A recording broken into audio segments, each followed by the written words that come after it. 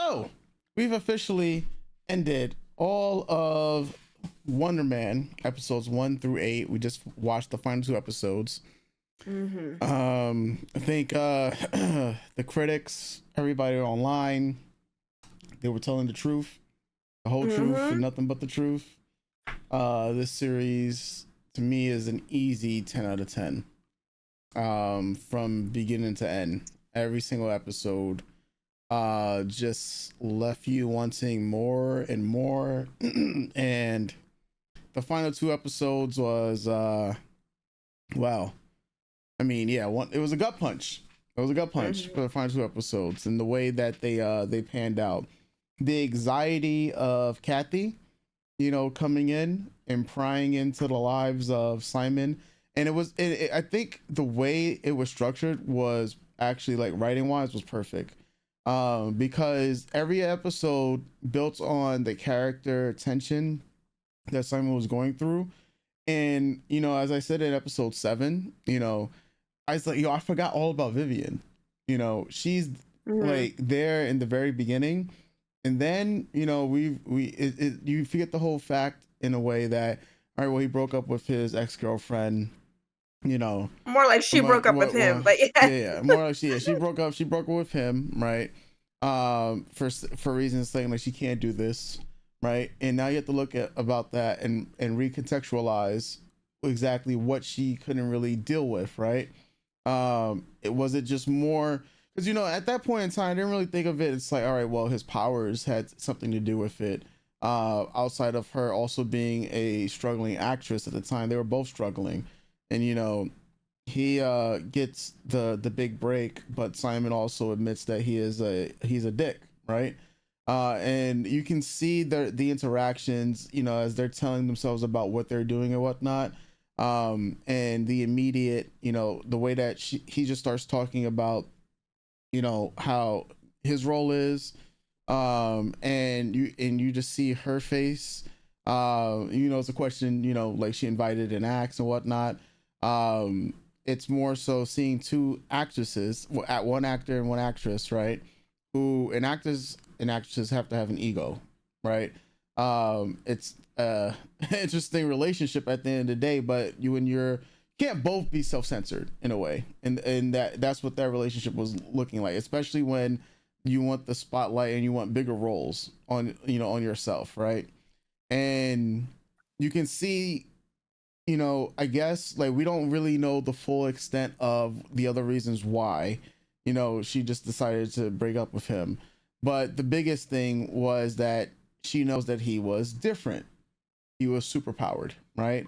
And, Simon was, it's interesting because I at the beginning, I was like wondering, all right, well, he will probably be worried that Vivian will probably badmouth him, talking about the bad roles. But it never occurred to him that it would be about the powers, right? Like, that never really crossed his mind because he thought he was keeping the secret well. So that pretty much hit him, like, damn, you didn't want to tell me, that she was waiting for the moment that Simon would tell her that, look, I have superpowers, I'm different, and she wouldn't hold it against him because it's not her secret to tell. That's what Vivian, made apparent. But the fact that Simon wasn't even thinking about that just, hit him in the face like, damn, I'm thinking about how you're just going to, say all these other negative things about me, about, an act, like me being an actor and the ways that I am and whatnot. He's thinking about his character assassination through Vivian. He's not even thinking about, wait, she could just say you have superpowers and your life is over, right? So with that hitting him like a ton of bricks, then you fold into his family, right? Which he didn't even think of to consider. But now that his family is also getting questioned, now he's thinking that, all right, well, my mom likes to talk a lot. Did she talk about the fire?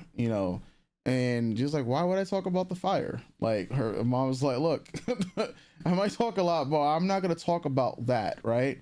And the way that the fire story came about, then immediately jumps to Eric, his brother. And the first thing me and you were thinking is like, oh damn, the fact that we even have to consider like this man being a great hater and jealous of, you know, just not even jealous, but just a great hater more so.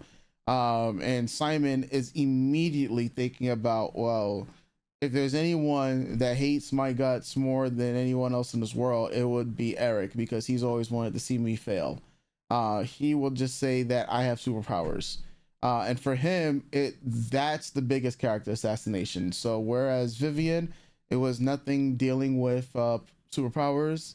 For Eric, it was, he's just gonna say everything. It's gonna be about my powers. Only to hear that Eric had nothing but glowing reviews, and you know, nice things to say about him.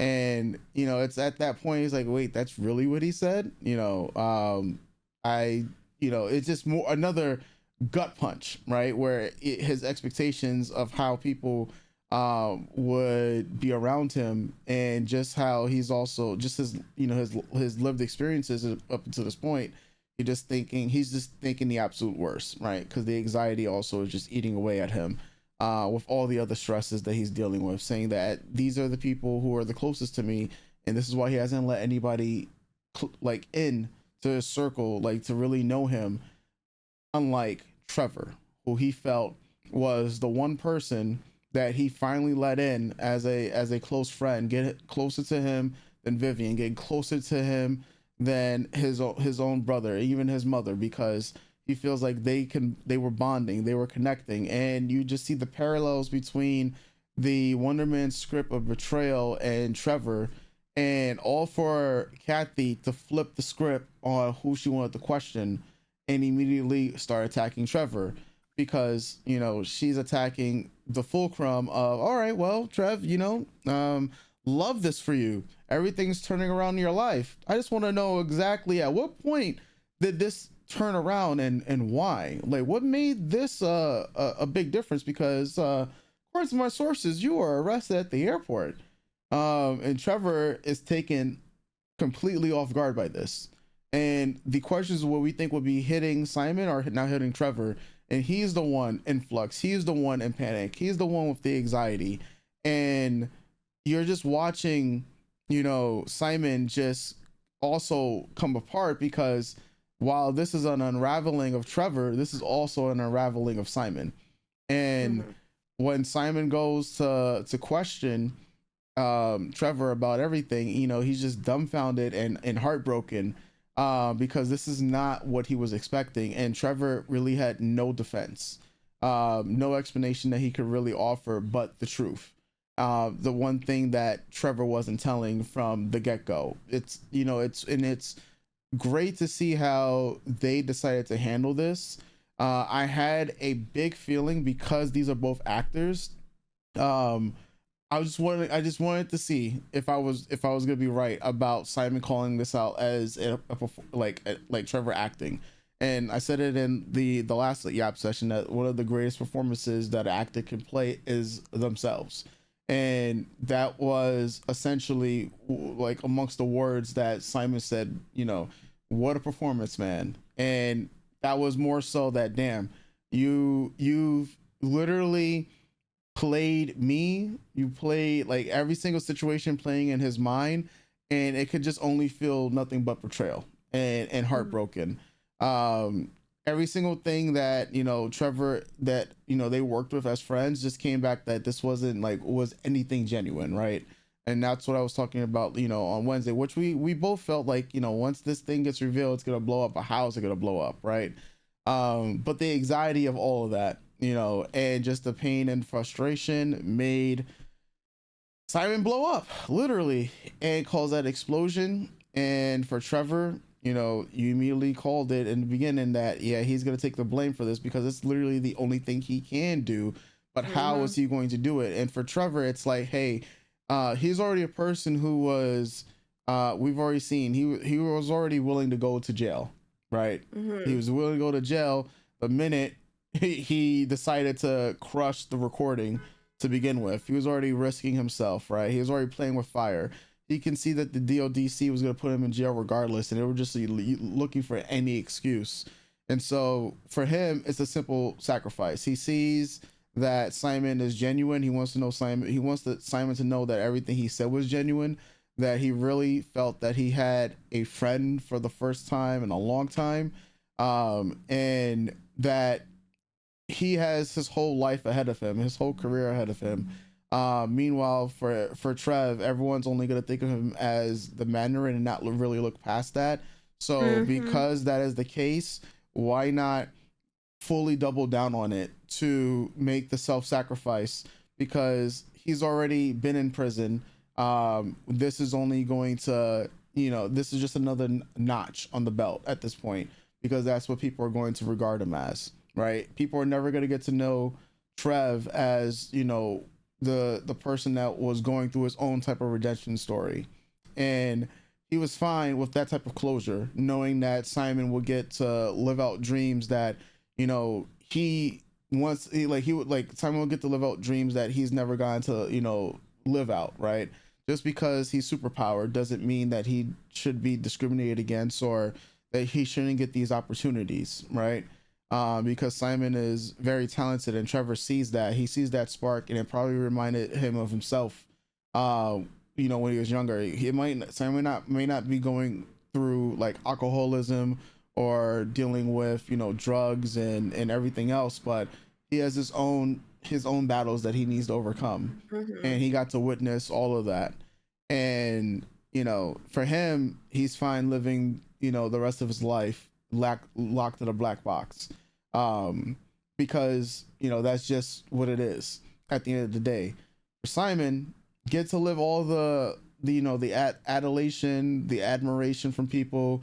He got to channel all those emotions. Trevor gave him some of the best lessons in the world to help him become the actor he is today, and it's pretty cathartic for him when he gets the validation from his brother. He gets the validation from other people, even from Vivian, before she dropped the bomb on him, that she knows that he was superpowered.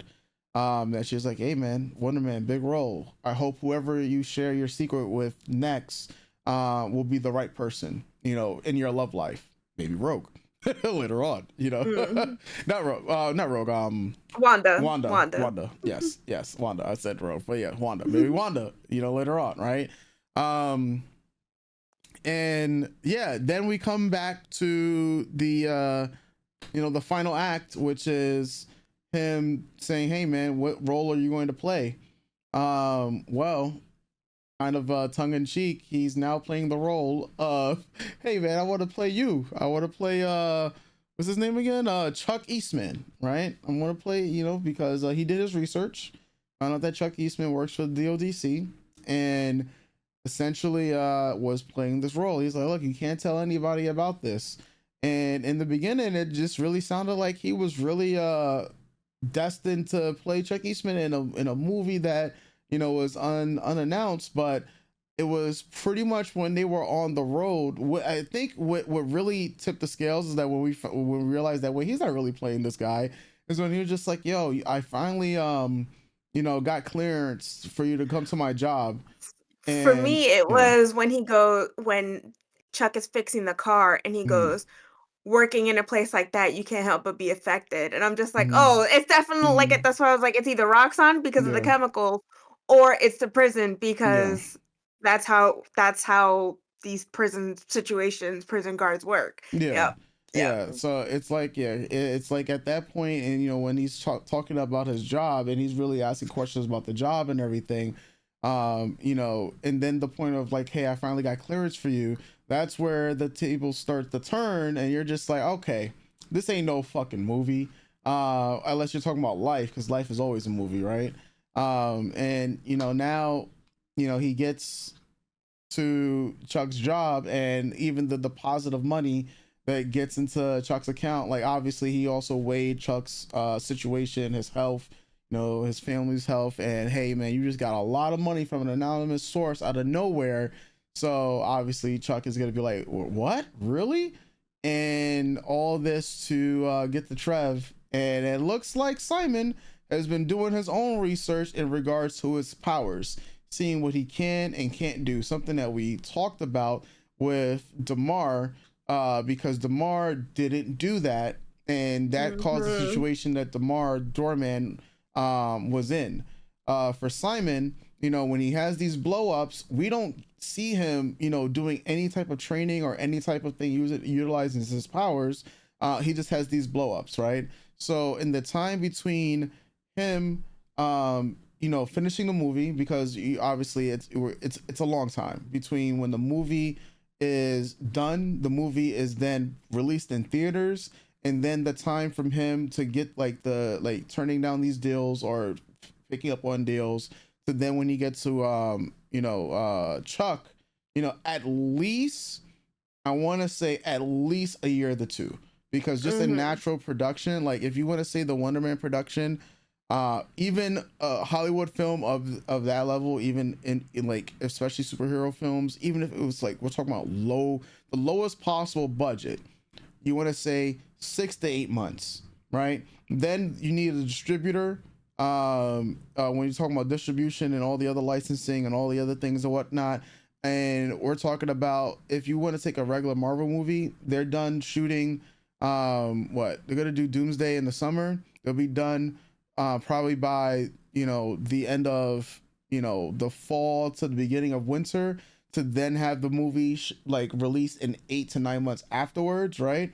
So this whole process will still take at least a year to two before, and then you're talking about you got to do your research. The research can take maybe less than a month, right, to then get to Chuck Eastman, because he's been there for a while. So I'm just thinking about how much time probably elapsed. I'm gonna give it at least a year and a half, right?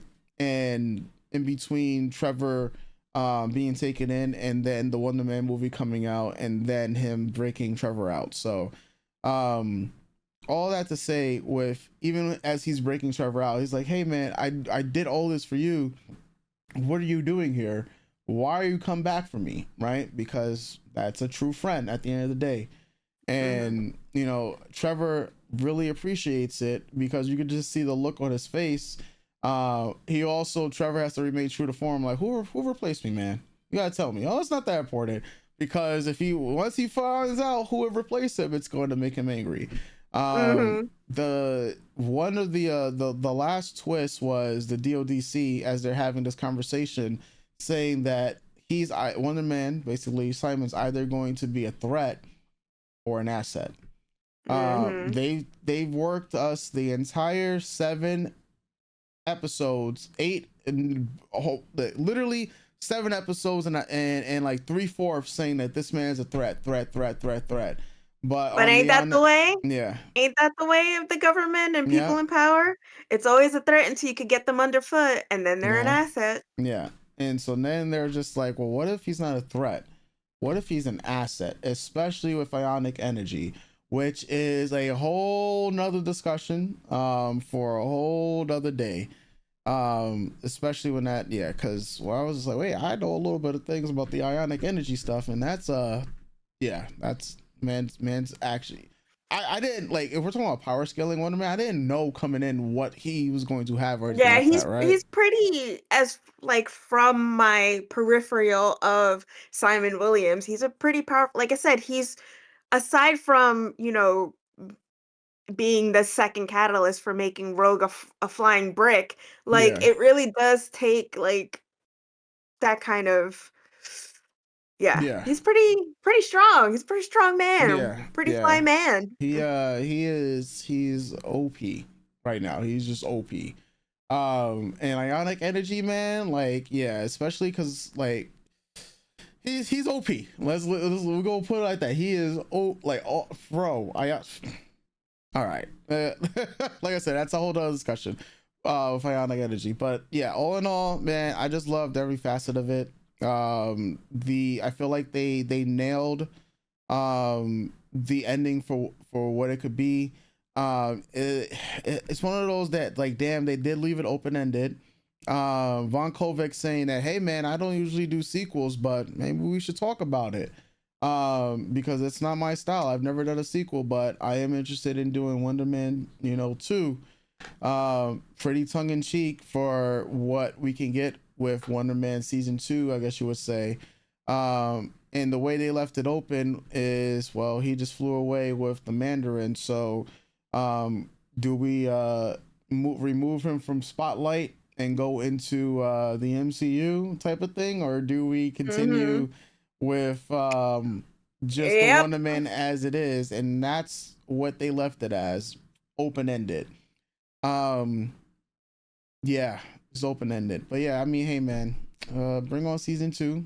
Um, I do think in its totality that this is one of Marvel's like better like TV show IPs that they 100% agree. Yep, yeah that they've 100% done. agree. I don't often have anxiety watching a lot of different series, watching a lot of series. This series, bro, it's just like watching someone who could be like a literal reflection of you, and the way Mhm. that Simon's actions are, and I'm just like, oh god, bro, please, the sea is it not over? Oh my god, why are you no, bro? Yeah, yeah. So 10 out of 10 of experience, 10 out of 10 experience, 10 out of 10 on the entire series. Yeah. um yeah, I'm right up there with Penguin in terms of like my favorite character driven series. And I yeah, 2 shows I was like, "Are you watching this? I think we should watch it together." yeah, yeah, yeah, those two shows, yeah man, yeah. So that's all I gotta say. Floor is yours. Well, yes, nice. Uh, so I believe I've watched every, Marvel Disney Plus show, and the way this all shook out, I'm saying it right now, and I'll make my little list at some point. This is at least rounding out my top 5. Hmm. It was that good. And like I said, I've seen every single Disney Plus series, I'm pretty sure. I don't Hmm. yeah. I've seen the spotlights. I think the only thing I haven't watched all the way through would be What If. Okay. But I'll get to that eventually. Yeah, What If and Eyes of Wakanda. Um Everything else, yeah, I've watched through. I think with What If I stopped at season 2 or 3. Hmm. Um but yeah, it's on the list. Yeah, I will at least watch those 2 this year, right, at least before Doomsday. That way I can get all the Disney Plus MCU stuff out of the way to see what happens with Hmm. that. Um yeah, yeah. 10 out of 10 series. All right. So with episode 9, Yes. um watching Simon interact, it really is like that opening, right? Of being that little kid in the moment who gets to experience the thing that inspired them, right? Yeah. To like it's rolling around with, and I'll use Star Trek terms, and I'm going to keep mentioning Star Trek, but like it's getting a phaser, which I funnily enough have. I just Hmm. haven't opened it, but I know once I open it, I'll be rolling around going, "Phasers," like, "Look, I'm gonna do it. I'm just gonna do it, okay?" It's just or flip open the tricorder. I'm gonna do it. Like, it makes like, it's that thing of living the thing you saw that inspired you so much. So I also like completely get Simon too when he's like very on it about the glasses, and then we get a little bit more context of like the fact that his dad said he loves the glasses and he wished he could own a pair. It's holding on to that moment, bringing a piece of his childhood and Hmm. the memory of his father and the influence of his father with him. His father isn't there to see him. His father isn't there to put on the glasses, so he's gonna put on the glasses for his father. Yeah. This thing that his father loved so much that he passed down to him. And I was gonna leave this for like the end of it, but since I started, we're seeing I love all the little vignettes of him in the movie theater from the first episode to his father seeing how he's struggling at school and is being a really good parent and is like, "Yeah, you know what? You don't need to be in school today. Let's hang out." Um, Taking him to a place that he knows all his troubles are going to be forgotten at least for 90 minutes. Hmm. Um, and really doubling down on noticing his son. And I love that. And how they can connect with this thing that not only inspired his dad, but now inspires Simon and sharing that love, right? Yeah. Um, I like my mom's more Star Wars and I'm more Star Trek, but my mom likes Star Mhm. Trek too. For me personally, it wasn't my mom who kind of passed down my nerddom, it was my uncle. Mhm. My uncle's only 10 years older than me. He was like an older brother. He lived with us for a long time, and he's the catalytic influence of why I love all the things I love, why I love comics, why I love anime, why I love video games, you know, Mhm. why I love Star Trek and all this stuff, right? And then seeing as the 2 episodes are going, right? And I'm just gonna I'll circle back to it eventually, but it's that thing too where, um, if I was able to put on the Starfleet, Mhm. suit, like the uniform, and be on the Enterprise or be on Deep Space Nine or be on the Defiant or walk around Voyager, I'd like it's when he takes off the robe and puts on the like, I don't know that feeling, but I know what like, it's Mhm. something just so important to you, and you put on the facade of it to be a part of it. It's so yeah. Yeah. And just when you're doing that for something that means so much to you, like I jokingly said like I didn't joke I don't joking I mean it fully. Like recently Becky Lynch was on a couple episodes of Mhm. Starfleet Academy, and she's talked about how much that's meant to her. Stacey Abrams was on Star Trek Discovery, and when I saw as the president of Earth, right? And when I saw that, I was like, bro, like I too would use all my money and influence just to be on Star Trek. Like, if I like, I just looking up to people and then hearing people go, "I'm such a fan of this thing," and then get to be a part of the thing. But that's also too very Star Trek, right? Like there have been astronauts on Star Trek who were able to put on the uniform and be a part of the crew, Mhm. and or like talk about Nichelle Nichols and how Nichelle Nichols inspired them to go out into space and or um Avery Brooks as Captain Sisko. It's like me and Simon, man, like I get it. It's also that important thing to show that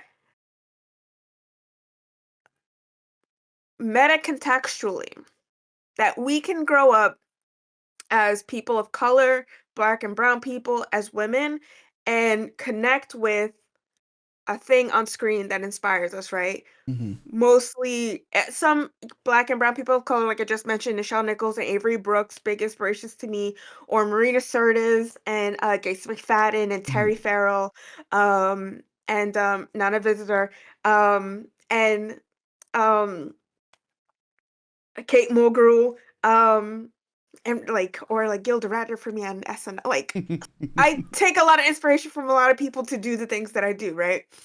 Or to want to be.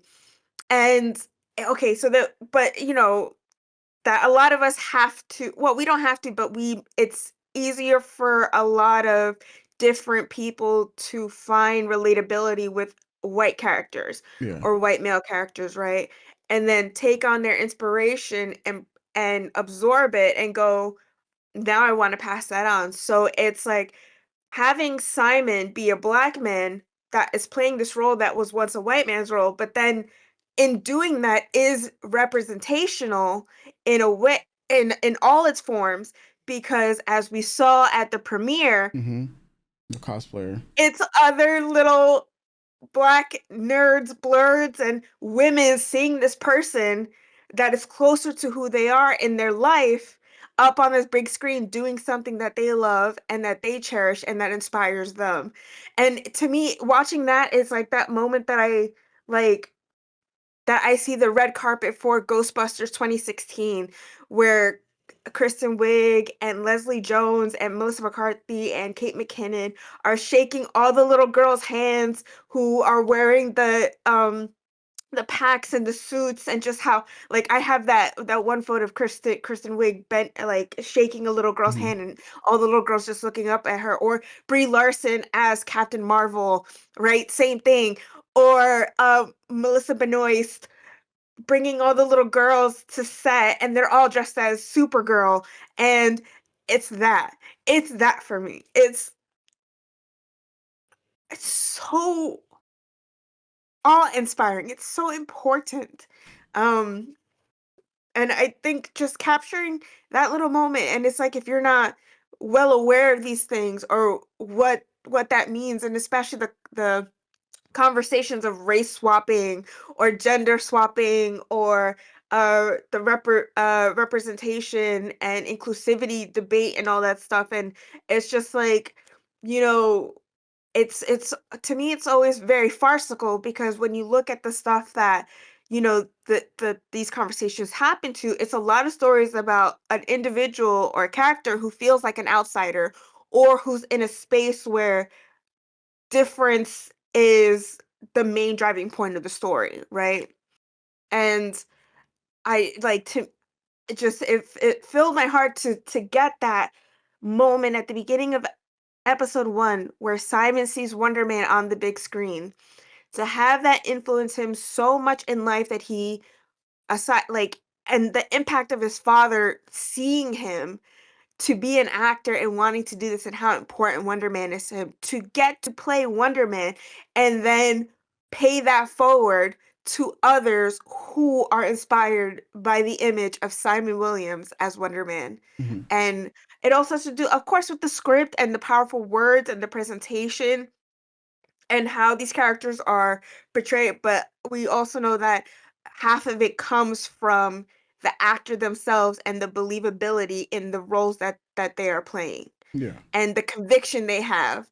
And for me personally, it's always a little adage when someone of a minority group gets to play someone like that because our lives are so fundamentally different and topsy-turvy as compared to, let's say, our cis white male counterparts parts on a whole, or cis white female counterparts on a whole. Um, so yeah, that I just wanted to mention, and how much seeing those moments in this show means to me as someone who looks at this kind of work, takes it on with her whole heart, knows that if it wasn't for the comics or the movies or the shows or the games or the books that I've read, I wouldn't be me.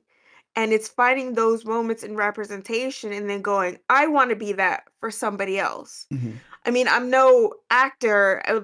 Maybe, sure, I'd love to again call me Star Trek. Like, just please, I can do it. I know I can do it.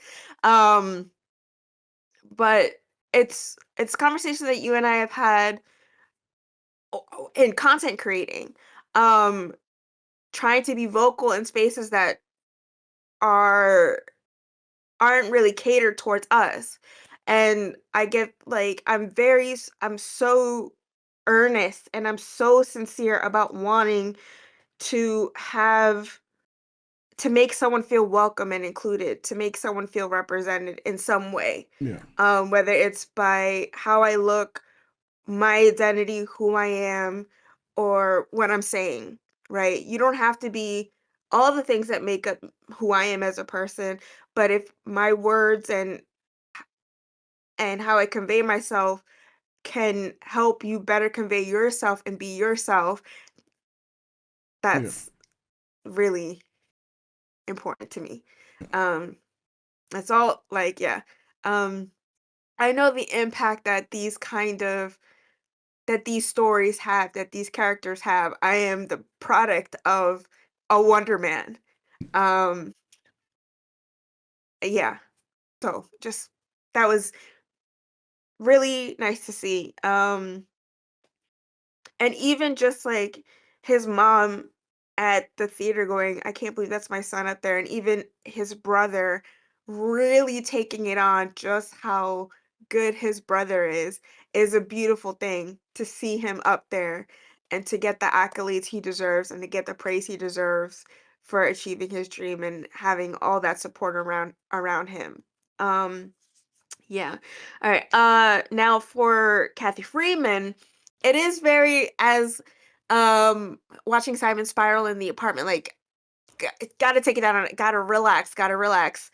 Gotta you gotta just be yourself because otherwise, again, his overthinking is self-sabotaging. It's awkward to watch, but it's like obviously this reporter, whether or not you want to take her words on board seriously, it's all a matter of personal perspective and how you live your life, right? You don't have to Mhm. believe in everything that someone perceives about you in a small moment, right? Yeah. Because it's not like Kathy Freeman is living your life with you. Kathy Freeman is there for 2 to 3 days at a time. And yes, some people do have the innate ability to get a person right off the bat. But, if someone's words are that cutting and they were only with you for that short time and then everyone else around you know that you're not like that, it's kind of like how do you take that on? It's also very fascinating though. We could also point it out as like maybe this is just someone who can come in with a fresh set of eyes, who sees me in a way that no one else sees me, um, and is picking up on something that a lot of us are reluctant to talk about. Mhm. It could be that as well.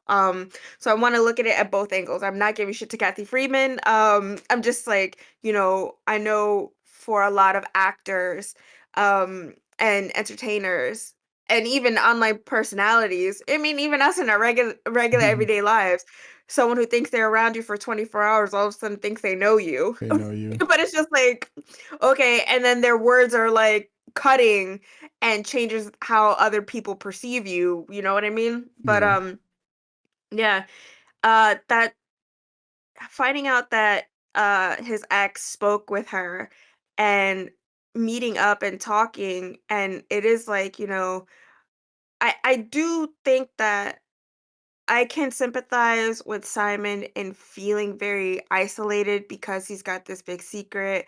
Um, but it can also like, yeah, it can come off as self-centered and dickish. And we weren't with him through his whole adult life, so Yeah. we don't know how that little kid grew up to be the man that he is fully.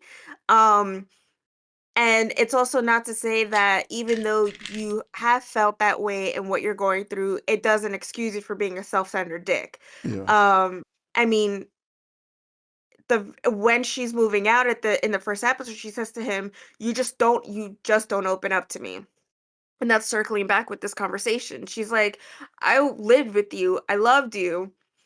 And it's hard not to see this secret that you're hiding, but I'm not just gonna come out and say it. I wanted to give you time to say it. You just never did. You didn't trust me enough." And I like thinking about that and why she wanted to skedaddle the fuck out of there and those parting words from him. It's like, yeah, how much can you be in a relationship when you know your partner's secret, but your partner isn't open enough to trust you with it, when you want something more? How can you really live with someone and get a dog or paint your apartment or Mhm. build a life with if they're holding on to this thing that you see and they're not willing to talk to you about it? Mhm. Um, and it is a self-centered way of thinking, and it does come off quite dickish. But like Simon, I also like I get it. Her going the whole time like, I still love you, like, in a way, like, as a person, not as, like, a Mhm. romantic partner, but, like, cares for him enough not to spill the beans, and just watching it on his face, I'm like, and I have to bring up the queer aspect of it because, again, because it is very you're living your life in hiding the whole time that you like, the relationships around you and the people around you can see that you're hiding this piece of you, Mhm. and like they catch glimpses of it, but you're still not comfortable and you're scared and you can't talk about it. That carrying something like that like holds weight and affects your relationships. Like, I've been out for an extremely long amount of time, but I remember when I wasn't out. I remember when I wasn't out and how scary that was to have anyone find out I was queer and I was outed. Not I didn't even get to say my own thing. I was outed. and how much that affected me. I am lucky. I do know I am one of the lucky ones who had a parent accept her, who had a family accept her for the most part. Um, my brother and my sister are also queer. My uncle is my sister's a lesbian, my brother's gay, my uncle's gay. There's something in the water in my family family gene pool. But it's still even it doesn't like even going through life, taking on these people and eh, who show that the future is brighter and more open, or what society could be like if we can all just be ourselves, and still hiding who I was and still scared of the fallout. Even now, it's still like in my old young age, I have to come out all the time. And I can honest and I full transparency, it's still hard to come out and it's still hard to interact because of just how uncomfortable a lot of the world is and a lot of people with queerness, and you just never know. I don't hide who I am. I'm very open about it. I'm always like, when am I not talking about how gay I am? But it is a constant thing of I need to worry about if someone doesn't take that on board, how much of a danger are they to me? Yeah. Um, and I will even say, even within my own community, people have put me in danger. You know what I mean? So it's watching that conversation was giving me so much anxiety, and I felt so much for him because it's like oh, ex-wife going to her husband, "Yeah, babe, I know you've been gay forever, but I love you and I care for you so much, so I wanted to keep our relationship and I wanted to keep you safe, but it comes at a point that I gotta start thinking about myself. That's why I had to go. But I'm never gonna your identity, who you are, is not my story to tell. What you have going on personally is not for me to discuss. And just know that I will keep you safe." And it is very beautiful because she could have been someone who'd be like, "Yeah, he's a fucking super powered weirdo," and all that stuff. And there are people who, even though they care about you at some point in your life, who love you at some point in your life, will still put you in danger later. Again, this happened to me. like like you never know with people, and that really is a weight a lot of us have to carry with an identity that is not of the norm. Um, and then I think about it, like, even, like, in the context of superpowered individuals and mutants and stuff like that, yeah, how mutants are still hated and feared in the Marvel universe. You can't even be like, "Yeah, I can fly," without someone going, "Mutie," and then, like, trying to Hmm. fucking string you up and experiment on you. It is very scary. It's very wild. Um Yeah, so and then having her Kathy Freeman talk to his mom, and, him being worried about his mom, like you said, because she likes to talk, but she loves her son, and it's like, yeah, no, again, that he needs to be, not reminded, he needs to be, uh, what's the word I'm looking for? Reassured. He needs to be reassured that people love him and Hmm. they care about him enough to keep his secret, because he doubts himself so much. So even with his brother, it's like, yeah, we both were like, "Oh shit," but Yeah. as Trevor was saying, like, is how I was feeling. You can't let a what if, no matter how much this person hates you, right? Because again, I've been around people who love me and care for me at one point in our journey together, and then fuck me over the next. So, but I can't go into every relationship and every situation going, "Damn, they're gonna spill the beans on me," because that's not fair to every person that comes after the person that betrayed me, right? Yeah. So even like Trevor going, you don't know yet. You don't know yet. You got to breathe, because if you don't breathe, if you don't chill the fuck out, something else is like you are gonna spill the beans before we even know if he spilled the beans or not. What's going Yeah. on, bro? Just chill. So at the table where he's like really skirting the issue, and it's just like him. half believing it, half not, that his brother was just like, "Yeah, he's living out his dream. He's a good guy." Didn't say nothing about his powers, right? That you could that someone has a lot of resentment for you and a lot of strife in your relationship. It's complicated, right?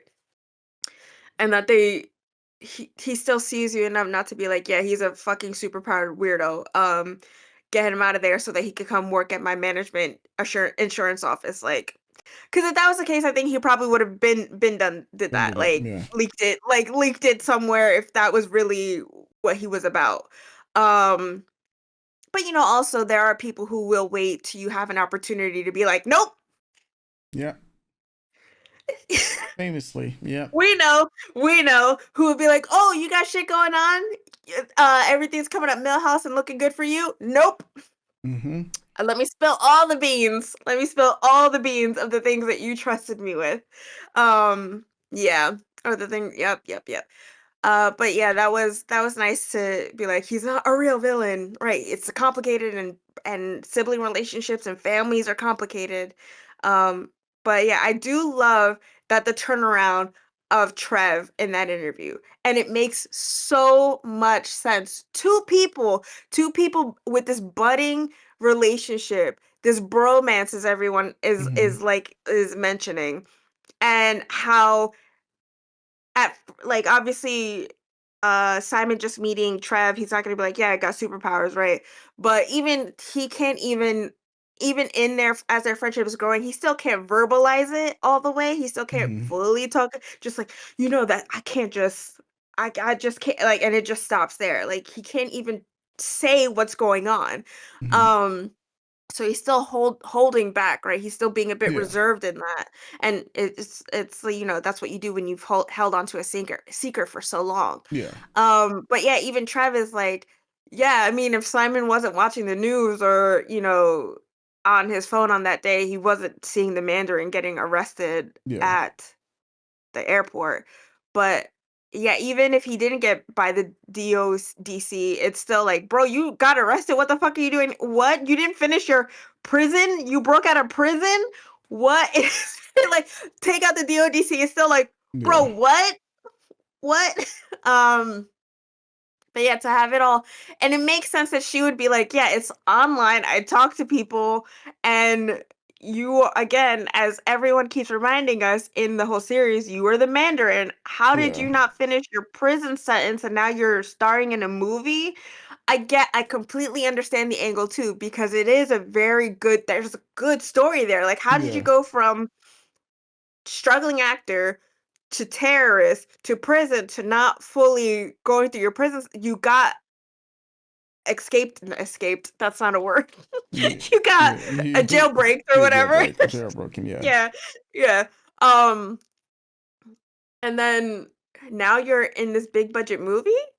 How did we get from A to B? Tell me Yeah. about it. Like, it makes it like, as someone who's like has that mind, I completely understand why she's just like, "Yeah, Simon, we're gonna get to you in a minute. Your kind of rags to riches story is beautiful and relatable, and we could get that, but Trev, we got some good meaty meats here. Tell me Mm-hmm. about it."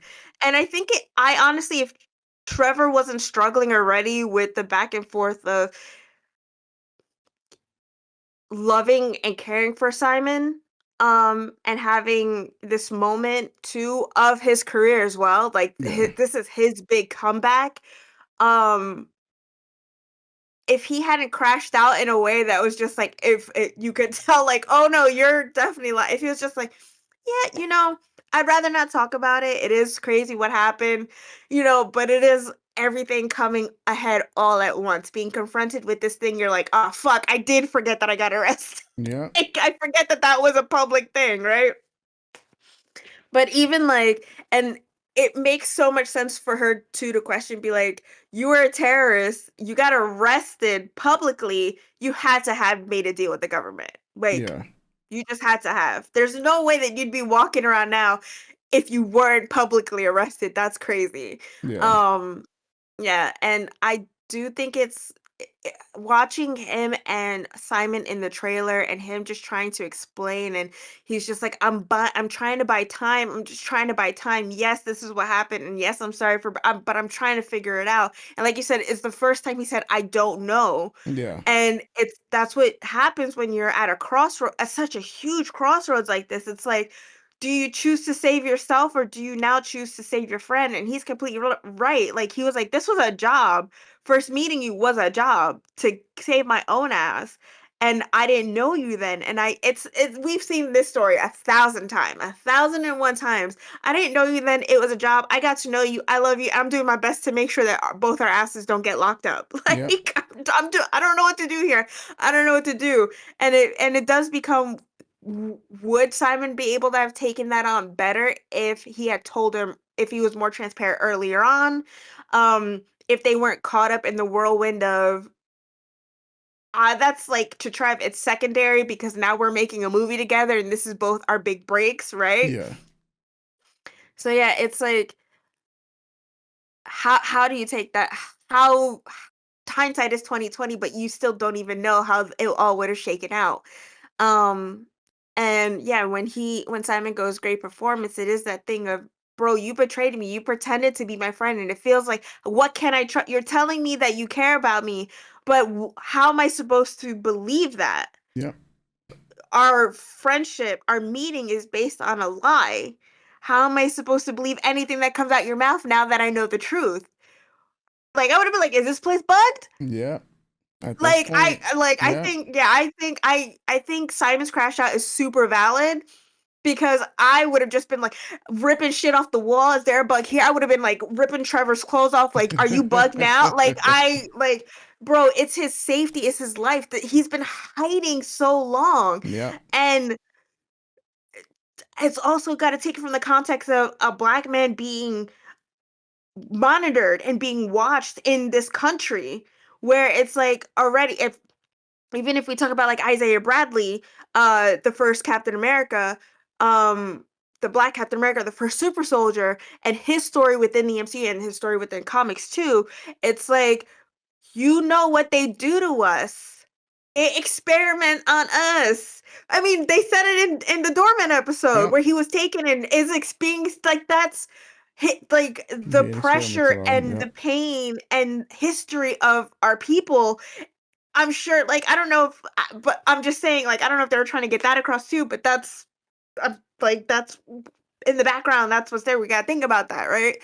Um, it is just like, watching to that anger and that rage and that panic and anxiety as he's walking the lot to enter in the studio space.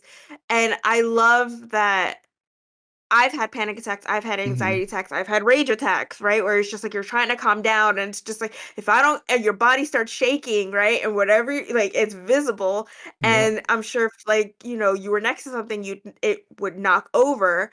And I I don't, ionize things around me, but I'll start crying or yelling or I like, it's just it Yeah. expresses, it comes out. The Phoenix Force. These are really, yeah, I Phoenix force I the fuck can't out. control Um, it. no, um, um, yeah, so it's just hard to watch because like he entered the studio space and this is also the scary thing, right? Because he's entering a space where now people like him are banned and he's caused the destruction that everyone is so worried about Yeah. happening, and it's only by luck that this happened at night and no one was in there. Yeah. Truly. Um and yeah, it's just, and then you kind of just look at the mess you created and you go, and you're exhausted and you go home and you go to sleep and then you wake up and it's the next day and you're just like, the fuck. Um and then he's got the adage of, you know, this being on the news because it is a big studio, it's a big film being produced, it's all the talk in the world, it is Hollywood, and of course it's gonna get out, right? Yeah. But the fact that they were like, now there's a manhunt, I was like, that to me, I was like, I would have been like, I thought at first I was really hoping they would hide it, like there was like a gas leak or some pyrotechnics thing, and that's what happened. But no, they full on went, no, there's a manhunt. Someone sabotaged. And I was just like, that's crazy work. But it feels like the DOD definitely DODC was very on top of that. Like we're not gonna hide this. No, just know that we're after you. Yeah. That there's a dangerous person and well no, it is dangerous what Simon did, but also Yes. like yeah, and just watching that anxiety and then that phone call to his mom of I've had those conversations I've had those conversations with my mother where I'm drowning emotionally, but I can't get the words out Mm-hmm. of what's actually happening, but she knows. And I've had that conversation with friends too, where it's just like you can't quite get the words out, but you got to talk to someone. And it's also that goodbye, that I love you.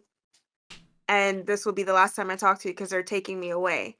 Um, but yeah, it made the most sense for it, not to it did make the most track sense that Trevor would be like, well, everyone sees me as the Mandarin and keeps calling me the Mandarin, and I gotta do right by my friends. So yeah, gonna just put on the glasses and do what everyone still thinks I do, even though I'm trying to walk away from this point in my life. Um, yeah, it's heartbreaking, and but I get it. I get it.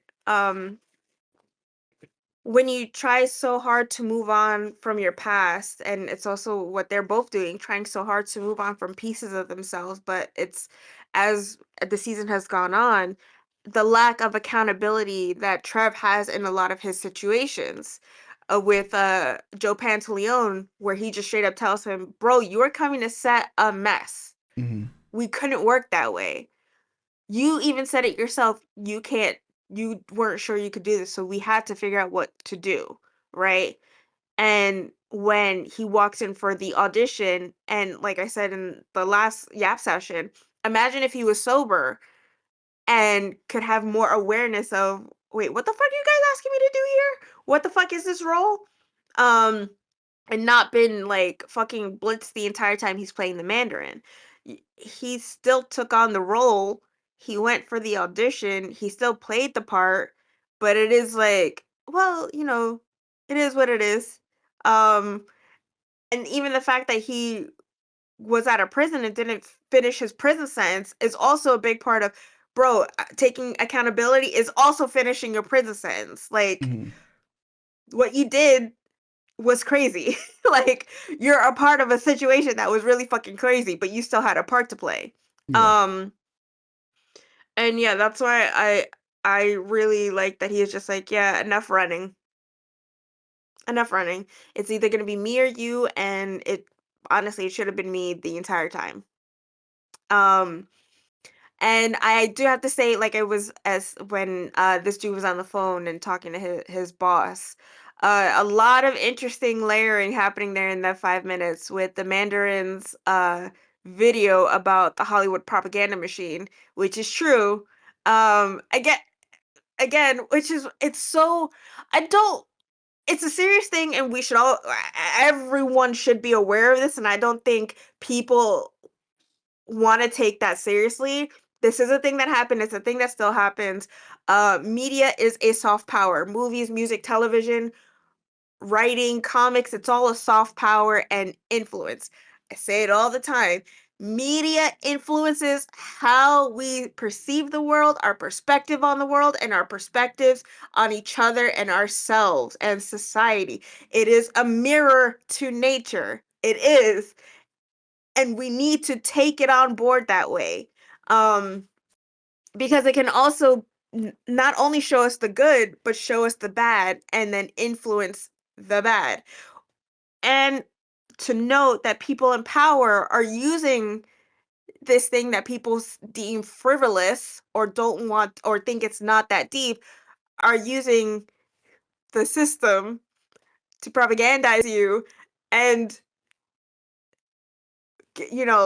and mind brainwash you just like propagandize you. Let me not say brainwash, but like influence you in a way to see things to see the world how they want you to see the world. We could people want it all day, it's not, and yes, it very much is. So when the Mandarin's laying it down, I'm just like, "He's not wrong." He's 100% not wrong, and, and superheroes play a part in that too. There's been a discussion on and off for the last, like, 2 years, and even before that, is Captain America USA propaganda? And he is. Like, even when he's not carrying the shield, he's still US propaganda, and how that works, and so on and so forth. Um, yeah, but it goes into hit this dude on the phone to his superior, like, "Yo, it's not the guy that we got, but it's like it's a body, right?" Where, as you mentioned Mm-hmm. previously in one of our Yap sessions, the prison's only half full. A body's a body, Mm-hmm. right? We got to fill up the space. Doesn't matter it's who. It's not the one we wanted, but we got someone, and that's the prison industrial complex. That's the Yeah. government industrial complex to put as many people in these confined spaces and make money off of them. Yep. Slavery hasn't ended. Um, I mean, we have concentration camps everywhere in the United States. We have cop cities everywhere in the United States. Surveillance everywhere in the United States. So, yes, this it's all very um, but like I was saying with all the other stuff, how serious can I take this considering it is a Disney Plus show, and Disney's got its hands in a lot of pots. Um, talking about you circling that conversation about how Captain Marvel is a military propaganda, and army propaganda and stuff like that, Air Force propaganda. Looking at you, commercials for the Air Force and the Navy, and join up. Our young men and women needed to.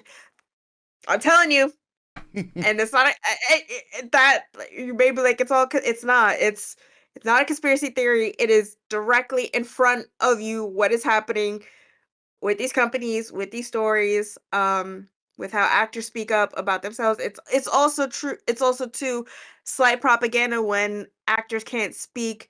Actors or entertainers or artists can't speak up about their personal feelings, about their identities. It's still a thing in 2026. So I was gonna say 2025, 2026. Um, so yeah, that was very fascinating. I loved the adulation and the admiration of Simon getting his big break. I love that his manager was like, Trev may be annoying and what happened was really fucked up, but he was right. It's a good thing that you waited. Um, and it's that moment where you see a man getting everything he's ever wanted, but still needing to hide who he is. Mm-hmm. Um, and needing to reconnect with the person who was able to at least 90% see him and relate to him. Um, I also feel like it's part of he might also have a bit of like father issues because he lost his father so young and is looking for like an older mentor to, tap him on the shoulder, tell him it's going to be all right. And there's nothing wrong with that because I think as mentor and mentee, they fulfill that role with each other very pleasantly and not like in a weird way. Except for the betrayal. That's crazy. Crazy work. Yeah, and to have him go deep undercover, um, and that he took the time to think about this. He took the time to research, how do I get my boy out of prison? And he is obviously within that time, as we can see, has practiced using his powers. That he knows that he can fly now, Mm-hmm. and that he can fly with someone without hurting them. Yeah. Like, that means he's been practicing. And I do think it's also an interesting perspective on the take of uh police guards or prison guards, people who work in billionaire corporations like labs and stuff that are harming the environment or harming communities, and how also even though you're just the average everyday small guy, you still took a job here and have a part to play. So if getting close to you is what I got to do to break my guy out, then that's what I got to do. but it's also the effects of having that kind of job in a place like that. How even that job isn't paying you enough to to pay off medical bills, and how in this world too, how it's such a quick thing, right? Like how the medical industry is also looking for reasons to bill you. What was it that we were watching where we talked about that, where or maybe it was off camera, that before like we started recording, where the pharmaceutical companies want to keep you sick. Yeah. It's all Um camera. Yeah. any Yeah, anything that, if we got to do a CT scan for something that is nothing, and you know yeah, but we're Yeah. we're pretty sure that it's because superpowered individuals are of this world. You got to be sick because of that. It's like Oh it's, no, it it's was on our Madonna conversation. Yesterday. Oh, right, Yeah. for Live to Tell, the live Yeah. performance. Guys, we have a music channel if you wanna go check that out. Um, yeah, and it's very that how you are still the everyday man working for the man, and they're still not paying you enough to get by. Nope. Nope. Nope. Yeah, I do wanna note too, like, his little wife and her little face was so cute at the dinner table. Like, I get that. I've run into people who I've I don't like now it's not like that anymore because you get to know enough people and you're just like, "Okay, you're just like you're whatever." But it is like, "Oh, no, you're this person and you play this character that I love so much. Oh my god, you're right in front of me? Oh my god, like, how do I act normal? I'm so high. I'm cheesing so hard." Like, and then like, weeks down the line, you're just like, yeah, okay. Yeah. Like it's great to see you, buddy. Because we're all human at the end of the day. But yeah, I'm telling you, like, that feeling, that moment was so real for me. Like I can't like imagine me like, one of the people I haven't interacted with, but like, I could think of like Patrick Stewart and just like having him in front of me, and I'm just like, oh my god, it's to me when I was young. So that's like Captain Picard, Professor Xavier, to me, like that was the man I was gonna marry. Like to me, I was like, yes, Patrick Stewart is the one and only guy for me. Like, it just like, oh yeah, it's that completely understand that feeling. But yeah, Patrick Stewart, like, I'm sure he's a dope dude. And would just, want to be treated like a regular guy. I actually had a old coworker that rode the subway with him, and I was like, "God, I fucking hate you." It's like living my dream. I fucking hate you. Uh, when Patrick Stewart used to live in Brooklyn, but yeah. Hmm. But yeah, I think like it is a beautiful moment where and we like also like to say that Simon's been practicing with his powers. The fact that he knows now to short circuit the camera without disturbing anything else. Yeah. I love that he was able to rip off the door without ripping off the whole wall, Yeah. without hurting anyone else. Um, yeah, I really love that that's such a simple way to be like, "Yeah, I've been practicing," without needing to go through the whole, training montage, Yeah. the whole training filler episode, right? We just know that he's done it, and to save his boy and just to be real with him, and the ending just, like, I love that it's open-ended. It's completely open-ended. I don't feel like it's a conclusion to the story at all. So that I'm a little like peeved because it does leave it up to Marvel and Disney at the end of the day whether or not they want to do a season 2. The fact that he didn't even get Wonder Man Will Return or an end credit scene does have me extremely worried. Um, like, it really does. Um, because this doesn't feel like this was meant to be a mini. This is we're introducing a character that will pop up at some point later. Hmm. Um, and I don't think this was that ever that makes tagged as a me limited series. well, no, that's Yeah. what I mean. Like, but with how everything is shaping up with Doomsday and how they're moving forward with that, it Yeah. can be written off now as a limited series. Like like I said, Hmm. like the reason why they tacked on Spotlight is so Hmm. they could tack on whatever label they have so they don't have to bring Simon Yeah. back. So they don't have to bring Wonder Man back. So that for me is like very ugh. Ooh. Yeah. Um, because I'm just thinking of like the potential of what could be. Because technically, if they don't have like cameras to capture Simon actually breaking him out, and they just have his like ionized signature, the signature of his powers, that's not a lot to go on to be like, yeah, we concrete got you. You're the one that broke Trevor out, right? Yeah. Um, and it could be like two guys on a run, but it's really just Trev on the run and Simon's still working. Because the more you build up your profile, right, the more protective you can be sometimes, the more power you amass, the more spotlight you have on yourself, you could be a bit more protected. Yeah. In some cases, not in all cases.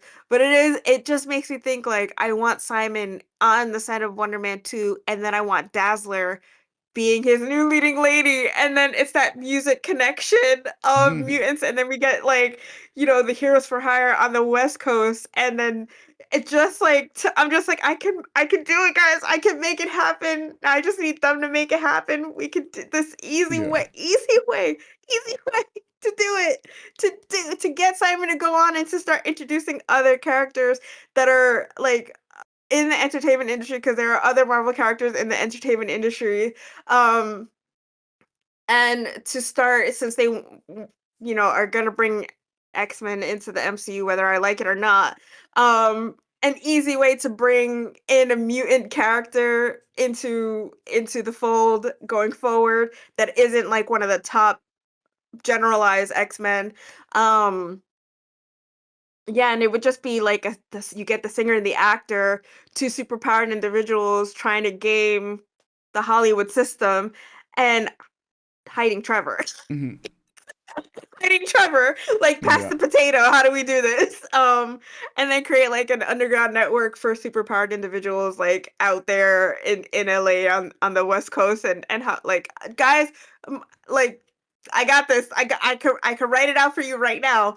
I could like I got it. I got it. I got it. I got it. Oh man. Um yeah. 10 out of 10 series, definitely in my top 5 of the MCU Disney Plus stuff. This was a lot of anxiety. This Yes. was this was a lot of anxiety, this show. For me, one of the main arbiters of the anxiety was the car acting. Like, I never want to see a show with that much crazy car driving again. Mind you, watching Charlie's Angels and cars going off of cliffs and exploding. So, like, I'm just vehicles right now are just like on my shit list. Yeah, I think like, I think the show is great, and I'm so glad you enjoyed it. Oh, I did want to say like, Yeah. I have been spoiled on a few things. Obviously, it's hard. We're a week Yeah. and a half in. Um, so I know there's been a lot of conversation about Simon being a mutant in the universe, because we've already established that mutants exist in the MCU line now, thanks to Miss Marvel, and then making Miss Marvel no longer an Inhuman. They're now Hmm. making her a mutant, and I'm sure they also want to walk away from the Inhuman show, so they, recoup their losses in some way. But Yeah. yeah, I don't know enough about like Simon's comics counterpart to be like he's a mutant. Um, but I think a lot of people are surmising that for the MCU, we're just like, yeah, this guy is also now a mutant, and you have to accept that. Like, so it really does make sense just to bring Dazzler along. I'm just saying. But I'm really glad you enjoyed it. I'm glad that, it's a show that for both of us, considering where we're both at in our lives and in our career, and content creating is a career that we've been pursuing on and off for so many years. Yeah. Um, and relating to a lot of the things that Simon and Trevor are going through, and I love that I got to watch it with you, and that you got a lot out of it, and then you really enjoyed it. Like that just like again, like the fact that you're rating this along with the Penguin, Yeah. and the fact that also too we watched Friendly Neighborhood and you really enjoyed that. We like watched that together. We watched Exit 97 together. It's those things like, like guys, comic books are my thing. Comic books are my thing. Um I'm not the most well versed, but what I love, and I try to be as knowledgeable as I can be or have like a peripheral knowledge of this stuff, Mhm. but comics are my thing. I love comic books. I worked in a comic book store for 5 years, half based off of sheer luck of go straight up telling them, "I don't know everything, but I'm really good at this," and it's honestly one of the jobs I do really miss. I love comic books. I love comic books so much. So the fact that I got to share this with my friend and we're getting to share our thoughts with you guys, it really does mean so, so, so much to me. It's so much like, yeah. I'm really glad that you enjoyed this series. Yeah. And it was a banger. It was a banger. Yeah. And you know, we'll see if not he does appear. I know that or like in Endgame, or not Endgame, but in Doomsday or any other like season past this one, I do know that they filmed the majority of the stuff before they did Doomsday, right? But um there's been stuff like where people was like he will appear in Doomsday, but at this point who really knows? um yeah, it's just gonna I be one mean, of those things where we'll it's be it's surprised.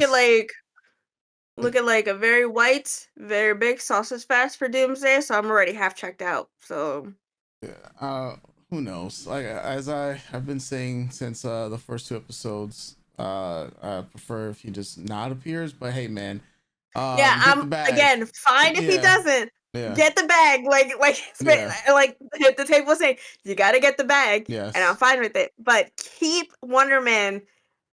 Just yeah. give us a season 2, And and the biggest reason, I'll just say this: the biggest reason why he would not be in Doomsday is because, at least from what I like just read about Wonder Man in the past week too, and so like he has some stuff dealing with King, and mm, well he's no longer part of this universe, so right.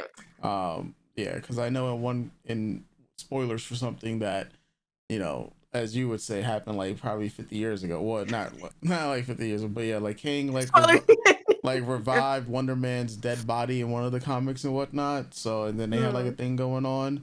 But like I said, there's a few different Wonder Mans and stuff like that going on in the comics, and there's a multiverse of things to go down. Plus Wonder Man has some stuff with Doctor Doom apparently, so that's why people are just like, yeah. Some of the other people have said like, given the set list slash what people are supposed to appear in Doomsday, this is why people think it's likely that like Wonder Man will be in there, and who knows at this point. We'll just have to find out on what December 16th or 18th, one of those 2 days or whatever the day actually is. We'll find out in December.